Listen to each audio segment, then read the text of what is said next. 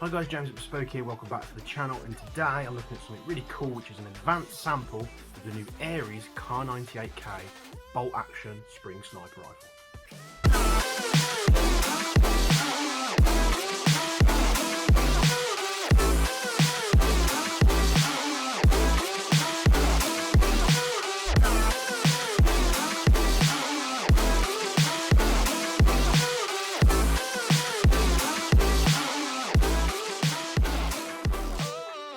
So I've managed to get my hands on the advanced sample of this rifle.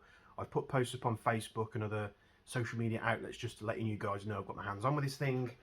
But here it is. Now, it's out the box, so I'm not going to be doing an unboxing just because I'm limited with space in the office, as you'll see. Lots going on. But I've got some pictures of when I unboxed it, which I'll be putting up on the screen now for you. But this thing is a Kar98k replica from Aries. I think Aries are paying attention to what's going on in the world. S&T have been doing really well with sort of historic replicas of, you know, bolt action rifles. They did the M1903, which wasn't as successful back then. They revamped the Kar98k, which was extremely good. If you haven't seen this video on this channel, I suggest you go have a look at that one. And of course the Lee Enfield. Aries actually announced this a long time ago, but we've only just started getting them here. And then obviously the stock will turn up after this, of course. You'll see that this sample came in just a plain brown box. That's, you know, pretty normal for Aries samples. The retail packaging will be different. It came with 2 magazines in the box as well, wrapped in grease paper and plastic, just to make sure it was protected. But you know, little details could change on the retail release, but this looks like a pretty locked down product that's going to be coming very, very soon. So what is it? It's a bolt action sniper rifle from Aries. You've got little magazines that go in here. The magazines are actually pretty unique in the way that they work and look. So it looks like a little clip of rounds there. I think the date that's on the rifle is 1940 on the front there. Again, I'll be overlaying some pictures throughout this video just to show you in greater detail. The thing is made of real wood. The wood is of extremely high quality, and when I had the internals out of the stock, the fitment was like some of the best I've seen. Everything else is pretty much steel, barring a few components like the body pin. I'm pretty sure that's not, but you know, I was going around with the magnet and the magnet was just attaching to absolutely everything. Bolt action sniper rifle, you pull the bolt back. This is a thinner bolt than the Strikers, it looks like, and slightly longer, so striker parts aren't going to be compatible with this system. But that's not to say that they won't be coming out with their own pistons and other bits and pieces, and if they don't, perhaps, you know, maybe we'll do something. So triggers very good. Again, I've done a little video on the internals, which I'll include as well, showing you the sear design and everything. They are learning, they are starting to improve their designs, which is good. They're starting to pay attention to what the customers want. So the safety on the back there is one of the most positively clicking safeties I think I've ever felt on any replica. And this thing is just built so extremely well. The quality of this thing is absolutely insane. Just pop that in there. And all you do, the way that the magazine system works, is it's got like a little spring there, and you don't push this in and then lock the door. What you basically do is you slide this in like that, and then as you push the door up and lock it into place, it engages the magazine onto the little feeder there. As you pull the bolt back, the hop unit moves back with it as well, much like the MSR-WR. So the hop unit and barrel system do move backwards and forwards, and what that means is the hop unit can move back, align with the magazine and the feed system, and then the cylinder when you push it forward, which is why when you cock the system, there's a bit of spring tension there. That's the spring on the hop, but it's very light and very easy to do. Again, rear sight there is adjustable. You just press the button on the side and you slide it up and down. The front iron sight is fixed. All this is fixed here, all metal components, supremely nicely constructed. I am very, very impressed with this thing. However, let's get the nitty gritty out of the way. Let's see what this thing can do. So we're going to go straight to the Chrono results. 0.2 gram BBs first, and then what I'm going to do is I'm going to shove some 0.4s in there for you guys, because I know you always say pointless Chrono in on a sniper rifle on a .2 gram BB, and I agree. I just like to keep, you know, a consistent BB across the line of things that we review here. So I'll be putting .4s in, just show you the FPS readout on that as well. Then we'll get to the accuracy test. I'll be shooting at straight away at 40 meters, 15 and 30 meters as a, I mean, 30 meters you're going to be at your minimum engagement distance anyway. But for this, I'm going to go straight to 40 meters. Let's see what it can do, and then we'll be back on camera to show you my thoughts. So the Aries Kar98k here, loaded up with .2 gram BBs. I don't know where the hop's set. I think it's slightly on, but let's see how this thing does.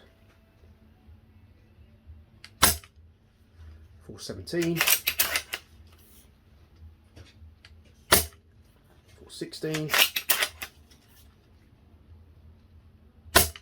417, 414, 413, 416,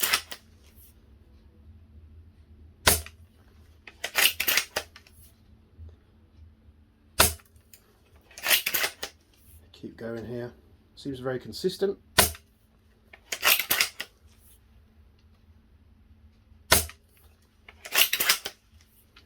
Bolt is super smooth.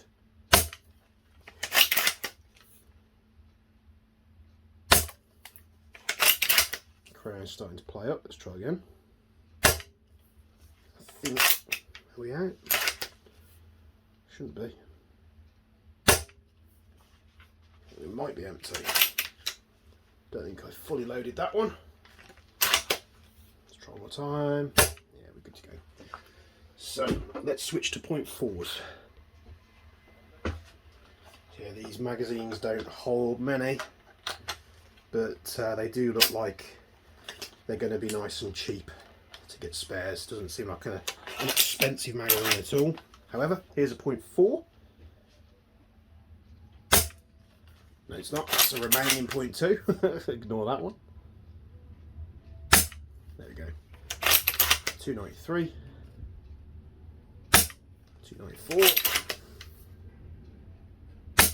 293. 294. And 294. So consistent. Don't let me down now. 295. 296, 294, that's one. So you're within 3 FPS there, superiorly consistent. Let's hope it's as consistent when we do the range test. Here we are at 40 meters. I'll try my best to shoot around the planes flying over.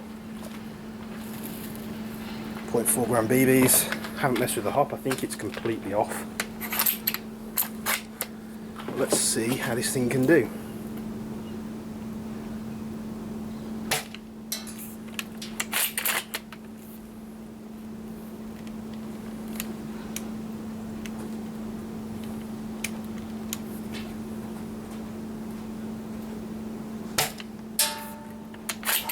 So quiet.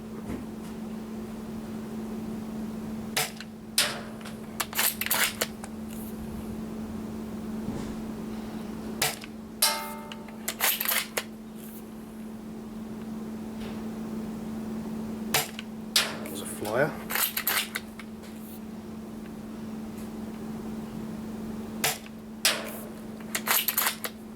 think I do need a bit of hop adjustment. That doesn't mean I can't easily hit the target.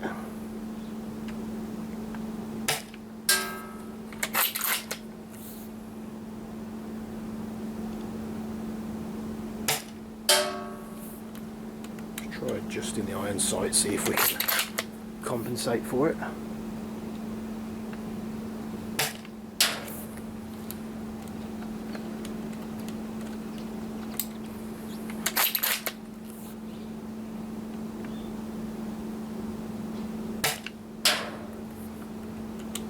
Yeah, I do need a bit of hop. Might go get a tool and just adjust it.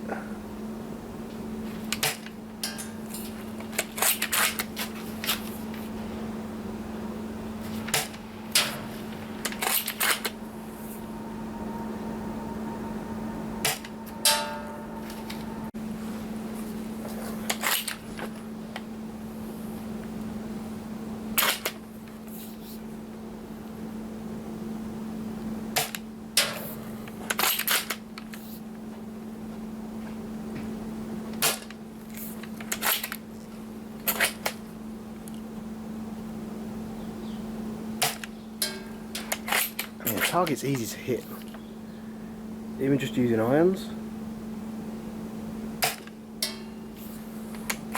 Can even hit the hard targets.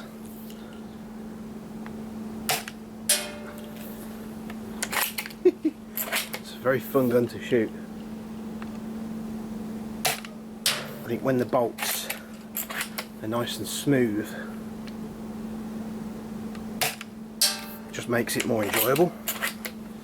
Now, I am getting a bit of drop because I haven't adjusted the hop, but I could still consistently hit a small target at 40 metres with a .4 straight out the box with the standard hop rubber, which we know aren't the best. Let this plane fly over and I'll come back. You know, from a standing position as well, I'm not supported. With the steel parts, it is quite a heavy rifle. That's not a bad thing.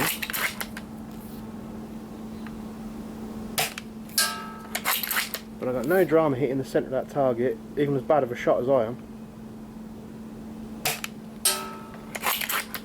It's just easy.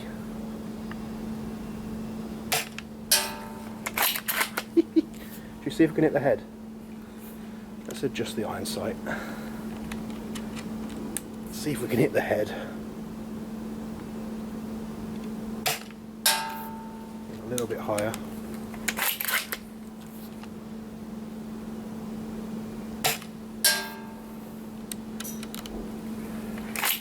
Come on, we've got to do this before we end.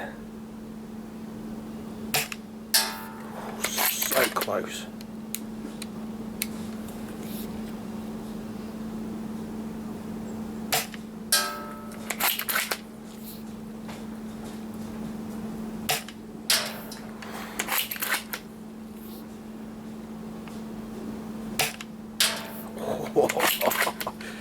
It's so close. Oh, I think that was. If we don't hit it again, I'll count that as the hit, but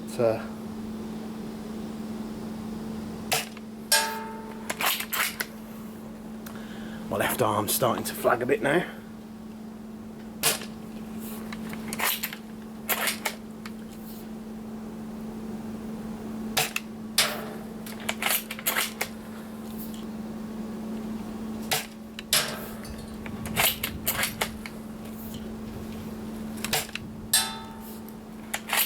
I think a neck shot.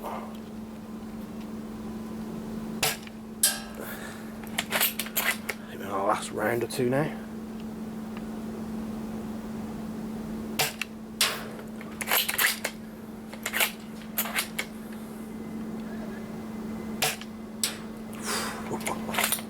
Dancing around it. I'd say the body on that target is probably 2 human head sizes anyway, so we'll call it a win. Let's get back in the office. So here we have the new Aries Car98k disassembled, and you will see some similarities in parts. That's an Aries Striker hot rubber and a very Aries Striker derived hop unit. The nub on the arm isn't very pronounced, so it could probably do with one with a larger nub, just to put a bit more pressure on there. The sear system, however, they've gone straight to a 90. They've got like a seesaw type sear system, and the rear of the sear has a little roller which rolls up and down the trigger. It's actually a really well made sear system for an out of the box rifle, that is. Going on Aries history. You've got a pin that goes through the back of the cylinder, just secures on the outside there. The cylinder is steel and it's one piece. Great, no pins. The spring looks like a bit of an APS-2 size spring, but puts out 420 feet per second anyway. The piston again. Striker parts aren't going to work in this, it's slightly thinner, but you can see where they got a lot of the design cues from rifles that they already do. The hop unit is one of them systems where as you draw the cylinder back, the hop unit is under spring tension and comes back, lines up with the feed tube, loads around, the cylinder then comes back in, loads the round into the hop unit, and then pushes the hop unit down these rail section here. So the hop unit moves about 1 or 2 inches. When it was shooting it was absolutely fine. And yeah, I just thought I'd show you guys this thing. So you've got the magazine there. That feeds the rounds up into the tube here. Hop unit sits up here, so it has to come back, loads around, goes forward, and that's how they get the magazine in the right place without having to fit a super long feed tube or have that tappet plate design. So this features the same as on the the MSR/WR, which is the takedown MSR rifle that they do, and yeah, seems to work really well. The QC on the steel parts like this safety here is just absolutely phenomenal. The click is so positive, and the fit and finish is very, very good indeed. The stock as well, superbly made. And yeah, just thought I'd have this part for you guys so you can see. I think you want to be changing this part out straight away if you're going to pick one up to a better hot rubber, and then perhaps some mods on the hop arm just to get a bit more tension. But there we go. So you'll see there, the gun actually shot really well. I do get a couple of flies every now and again shooting this thing, but I line the iron sights up and it seems to be where the BBs drop quite relative to where the iron sights are. As you'll have seen in the internal video, which I probably just put up there just before this conclusion, the hot rubber that they put in there is the same one they put on the Aries Strikers. I would put a better one in there straight away. You're going to get a bit more friction, a bit more backspin off it than the standard one. But you know, 0.4s, 40 meters, no drama whatsoever. I really do like this, and I like where Aries is going with it. The killer will be the price. Now, when we first stocked the S&T model, which was real wood with the steel cylinder, they were $259.99, and if you go watch that video, that gun shot extremely well. The only thing that does concern me a little bit as well is the moving hop and barrel system. That potentially could hinder your accuracy. I didn't see any problems with it at all, but I'm just, you know, sort of, I have to say it as I see it. Having a hop and barrel system that moves, you know, in sniper rifles usually you want everything to be as fixed in place as possible. You'll put barrel space and such in there to make sure it's nice and rigid and there's no vibrations or anything like that. That being said, in my accuracy test, I didn't see any issues whatsoever. I think with this rifle, if they can do the same that they've done with this with their new Lee Enfields, because they've released 3 Lee Enfield models. They've done a #4, a #4 with scope, and they've also done the L24, L42. Can't quite remember the abbreviation, but I'm sure you World War II nuts out there and your historical guys will know exactly what I'm talking about. And if they can do the same thing, then they're onto a winner. The only killer, like I say, will be the price. And we do have competitive products like the S&Ts to compare them to. So I'll be interested to see the Lee Enfield. This, I mean, to be honest with you, if I was looking for a Kar98, I would consider picking this one up. It would be a difficult choice between this and the S&T. The only thing I think this does better than the S&T is the magazines. With the S&T, you have to open the door and you have to push a little stick magazine all the way up into the action, and it's fiddly as hell. Doing that on the field, I'd be like, I really can't be bothered. So this one may be a winner, and it's just solid. There's no movement in it at all. You do feel like, you know, you're manipulating and using a realistic replica, which is what you want. For you historical reenactors out there, you're probably going to retreat the wood. I'd make it look a lot darker, but the wood is of very good quality. So I hope you've enjoyed this. I hope I've covered many points. If you've got any questions, pop them down in the comments below like always. And of course, we've got loads of cool things coming up, like I mentioned on videos previous. We've got the new Canic pistols from EMG. That's quite interesting. I've got 4 models to speak about with that. We've also got the new wrap axes, which you can't see in frame, but I have both the tan and black brand new wrap axe M6 and M7 models, which I'll be filming today on the same day, but when it gets uploaded it might be the week after or something like that, so stay tuned for that. Very cool indeed. Thank you for tuning into this video. I'll see you in the next one. Stay safe out there on the field, guys. Have fun, and thank you very much for tuning in. Goodbye.